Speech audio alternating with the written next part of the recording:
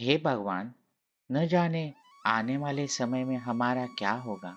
हमारे पूरे गांव में अकाल पड़ चुका है।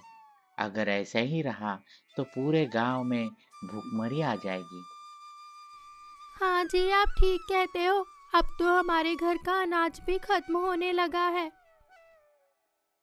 चिंता ना करो गायत्री, मैं लकड़ियाँ काटने जा रहा हूँ। अगर जंगल में कुछ फल मिल जाते हैं तो उन्हें ले आऊंगा। उन्हें खाकर हमारे घर का अनाज कुछ दिन और चल जाएगा। ठीक है जी, लेकिन कहीं फल के चक्कर में ज्यादा दूर मत चले जाना। मुझे अभी चूल्हा जलाने के लिए लकड़ियाँ चाहिए, तो जल्दी लौट आना। गांव में सूखे अकाल से हर कोई परेशान था। कई लोग तो अनाज की कमी ना हो इसके लिए भूखे सोकर अपना अनाज बचाने लगे थे। जब राजमहल में उनके राज्य की खबर पहुंचती है तो राजा बहुत चिंतित होते हैं। मंत्री जी, गांव के लोग भूख से तड़प रहे हैं। जी महाराज, प्रकृति के प्रकोप से हमारे राज्य में सूखा पड़ चुका है। लोगों के खेतों में अनाज सूखकर नष्ट हो गए हैं। पूरे गांव में त्राही मची हुई है। हाँ मंत्री जी, मैं अपनी प्रजा की तकलीफ को अच्छे से समझ सकता हूँ। इसलिए मैंने फैसला किया है कि मैं गांव के भूखे लोगों की मदद करूंगा। इसके लिए मुझे इकट्ठा किए गए स्वर्ण मुद्राओं से भारी मात्रा में राशि निकालनी होगी। गुस्ताखी माफ हो महाराज। अगर आपने गुप्त स्वर्ण मुद्राओं को गांव वालों को दे दिया तो कल हमारे महल की भी वही हालत हो जाएगी जो उन गांव वालों की है। मंत्री जी, बात को समझने की कोशिश कीजिए। अगर मेरे राज में लोग भूखे सोए और हम सोने की थैलियां छिपाकर बैठे रहे, तो हमें राजा कहलाने का कोई हक नहीं है। क्षमा करें महाराज, मैं तो आपको बस एक तुच्छ सजा दे रहा था। बाकी आपका फैसला तो सर्वोपरि है महाराज। तो ठीक है, हम आदेश देते हैं, गांव के जितने लोग भी भूख जैसी समस्या से गुजर रहे हैं, उन्हें थोड़ी स्वर्ण मुद्राएं सहायता में दी जाए, ताकि वे अनाज खरीदकर अपने भोजन की पूर्ति कर सके। जो आज्ञा महाराज। मंत्री भले ही बाहर से डर रहा हो, लेकिन अंदर से वो पूरी तरह से आग बबूला हो चुका था। अगली सुबह राजा ने अपने मन को शांत करने के लिए अकेले जंगल में भ्रमण करने का निर्णय लिया। महाराज, अगर आप भ्रमण करना चाहते हैं तो सैनिकों को भी अपने साथ ले जाइए। आपकी सुरक्षा मेरे लिए सर्वोपरि है। महारानी, आप मेरी बिल्कुल भी चिंता ना करें। मैं काफी लंबे समय से भ्रमण पर नहीं गया हूँ, इसलिए मेरा मन थोड़ा अशांत है। मन की शांति के लिए मैं अकेले ही वन में भ्रमण करना चाहता हूँ। ठीक है महाराज, जैसा आप उचित समझे, लेकिन आप जल्दी लौट आना और अपना ख्याल रखना। कुछ देर बाद राजा जंगल में पहुंच गए। वहां पर सूखे पेड़, टूटी डालियां और वीरानी पसरी हुई थी। राजा चुपचाप आगे बढ़ते गए। तभी कहीं से किसी के हंसने की आवाज आई। आवाज सुनकर वो ठिठक गए। कौन है? कौन हंस रहा है यहाँ? राजा के सवाल करने के बाद भी कोई जवाब नहीं आया। फिर एकाएक चारों ओर से राजा को सांपों ने घेर लिया। चारों तरफ से सांपों ने क्रोधित होकर फन काट रखा था। अब ऐसा लग रहा था जैसे राजा का बच पाना नामुमकिन है। उधर शाम तक राजा के ना आने पर रानी घबराई हुई थी। उन्होंने पहरेदारों की मदद से राजकुमार को अपने कक्ष में बुलवाया और अपनी चिंता व्यक्त करने लगी। बेटा, तेरे पिताजी अभी तक लौटकर नहीं आए। मुझे डर लग रहा है, कहीं कुछ अनहोनी ना हो गई हो। माँ, आप घबराइए मत। मैं अभी सैनिकों को जंगल की तरफ भेजने का आदेश देता हूँ। राजकुमार तुरंत मंत्री को बुलाता है और एक कोने में ले जाकर धीमी आवाज में बातें करने लगता है। रानी उनकी बातचीत देख रही थी, लेकिन कुछ समझ नहीं पाई। ये दोनों इतने धीरे धीरे क्यों बात कर रहे हैं? सब कुशल मंगल तो है ना? उधर गांव का वही गरीब लकड़हारा अपनी कुल्हाड़ी के साथ रोज की तरह जंगल में जाता है। वो पेड़ों की टहनियों को देखते हुए आगे बढ़ रहा था। तभी उसे झाड़ियों से कुछ आवाज आई। ये कैसा शोर है? कहीं कोई जानवर तो नहीं? तभी सामने एक हिरन आ गया, लेकिन उसकी चाल और आंखें कुछ अलग थी। और फिर उसने इंसानों की तरह बोलना शुरू किया, जिसे सुनकर लकड़हारा डर के मारे कांपने लगा। सुनो लकड़हारे, मुझसे डरो मत। मैं तुमसे मदद मांगने आया हूँ। अरे बाप रे, तू इंसानों की तरह कैसे बोल सकता है? हाँ, मैं इंसान की तरह बोल सकता हूँ और मैं तुम्हें सब कुछ बताता हूँ। मैं किसी तांत्रिक के काले जादू में फंस गया हूँ। मैं इस जंगल से बाहर नहीं जा सकता, वरना आग में जलकर भस्म हो जाऊंगा। मेरे इस समस्या का समाधान नागधर पर्वत पर साधना करने वाले साधु महाराज के पास है। तुम उस साधु महाराज के पास जाकर मेरे बारे में सब बता देना।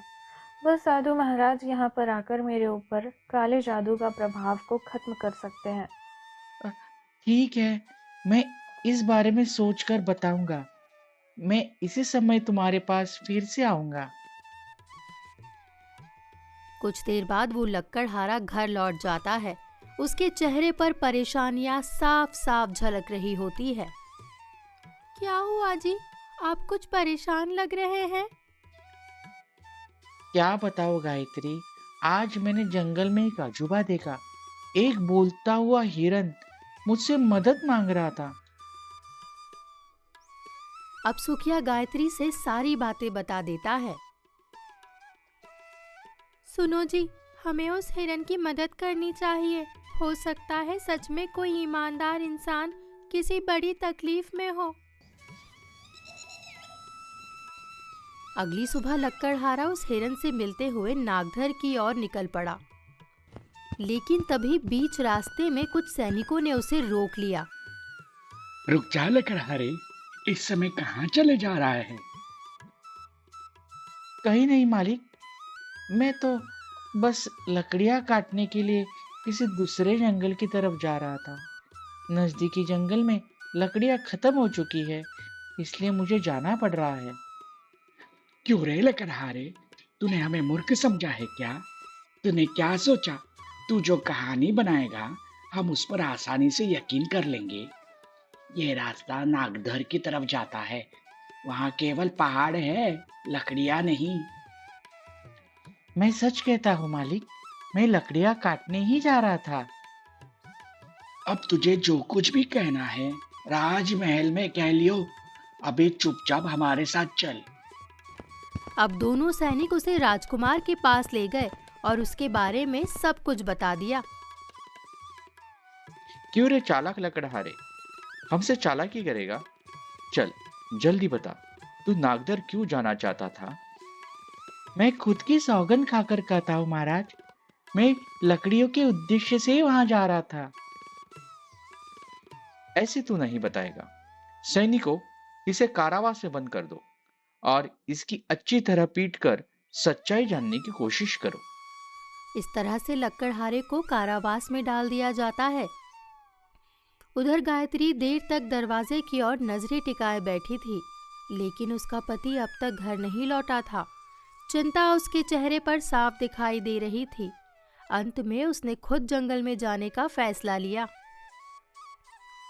अब और इंतजार नहीं कर सकती, कुछ तो गड़बड़ है। मैं खुद उन्हें ढूंढने जाऊंगी। काफी देर तक चलने के बाद जंगल में उसे वही बोलने वाला हिरन दिखाई दिया। उसकी आंखों में इस बार कुछ बेचैनी थी। फिर उसने गायत्री से असली बात बताई। क्या वो अब तक नहीं लौटे?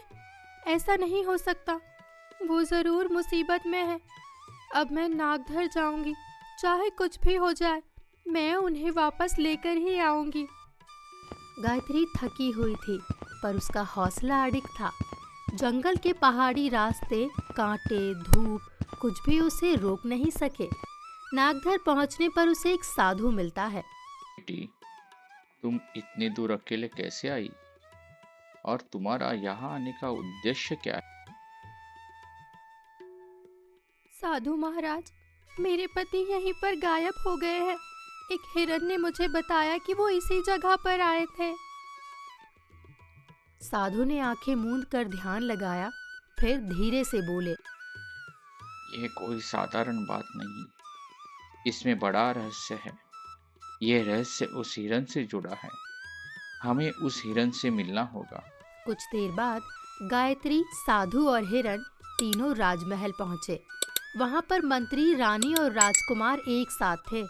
तभी साधु महाराज बोल पड़े, महारानी, आपके साथ छल हुआ है और छल करने वाला कोई दूसरा नहीं बल्कि आपके राजमहल के लोग हैं। तू कौन है साधु, और तेरी यहाँ पर आने की हिम्मत कैसे हुई? इस वक्त यहाँ से चला जा, नहीं तो तुझे कारावास में डाल दूंगा। ये सब क्या है और आप लोग किस बारे में बात कर रहे हैं? अब साधु ने कुछ मंत्र पढ़े और अचानक राजकुमार के चारों ओर एक चमकदार रस्सी लिपट गई। लोग हैरान रह गए। ये क्या हो रहा है? मुझे क्यों बांधा जा रहा है? अब साधु ने लाल सिंदूर निकाला और राजकुमार पर फेंक दिया। तभी उसकी चीख निकल पड़ी और उसका चेहरा बदलने लगा। वो अब राजकुमार नहीं था, बल्कि एक तांत्रिक बन चुका था।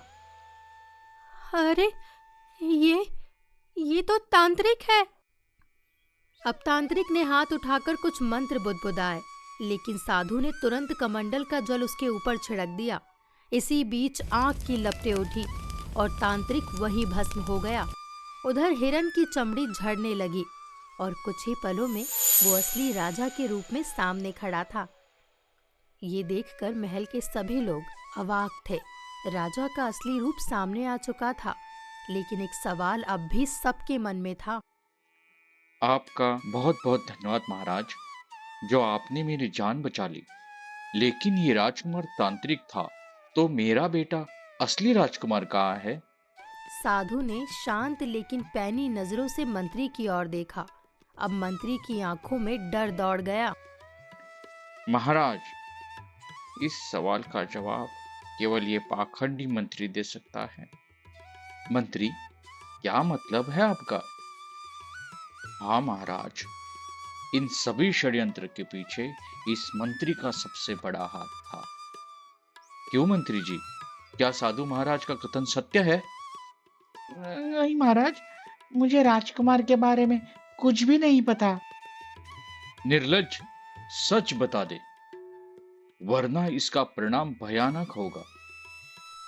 साधु की बात सुनकर मंत्री डर के मारे कांपने लगा और आखिर में बोला, मुझे माफ कर दीजिए महाराज, मेरे मन में राजपाट हड़पने का लालच आ गया था। असली राजकुमार को मैंने ही गुप्त तहखानों में बंद कर दिया था। ये सब उसी दिन हुआ था जब आपको उस तांत्रिक ने हिरन बना दिया था। मैंने और उस तांत्रिक ने मिलकर ये सारी गुप्त योजना बनाई थी। इतना सुनते ही राजा, रानी और सारा महल तहखाने की ओर दौड़ा। कोठरी खोली गई तो वहां एक सूखा, सांवला, कमजोर युवक बेहोशी की हालत में पड़ा था। रानी उसे देखकर फूट फूट कर रो पड़ी। बेटा, बेटा, ये क्या हो गया तुझे? इतने दिन से भूखे प्यासे रहकर कैसे कष्ट सहे होंगे तूने? अब तुम्हें कुछ नहीं होगा पुत्र, देखना सब कुछ ठीक हो जाएगा। सैनिकों, अभी इसी वक्त इस पाखंडी मंत्री को काल कोठरी में बंद कर दिया जाए। यह उम्र भर वही सड़ेगा। इसके करतूतों की केवल यही एकमात्र सजा है। और हाँ, उस निर्दोष लकड़हारे को तुरंत छोड़ दिया जाए। सैनिक तुरंत मंत्री को पकड़कर ले गए। तभी राजा ने दरबारियों से कहा, जिस व्यक्ति ने सच्चाई सामने लाई वो कोई साधारण व्यक्ति नहीं है, एक सच्चा नागरिक है। वह लकड़हारा और उसकी पत्नी गायत्री आज न होते तो मैं साधु महाराज की मदद से अपने असली रूप में कभी भी नहीं आ पाता। कुछ देर बाद गायत्री और लक्कड़हारा झिझकते हुए आगे आए। राजा ने मुस्कुराकर उन्हें देखा। आप दोनों ने जो साहस दिखाया है वो किसी योद्धा या राजकुमार से कम नहीं। हम सुखिया की बहादुरी और सच्चाई से प्रभावित हुए हैं, इसलिए हम ये घोषणा करते हैं, आज से सुखिया इस राज्य का नया मंत्री होगा। क्योंकि असली मंत्री वही होता है जो प्रजा के दुख में उनके साथ खड़ा हो। ये घोषणा सुनकर गायत्री की आंखों में खुशी के आंसू थे और लक्कड़हारा भावुक हो गया। अब राज्य में सब कुछ बदल गया। राजा ने खजाना खुलवाया, गांव के लिए अनाज, पानी और अन्य सहायता पहुंचाई गई।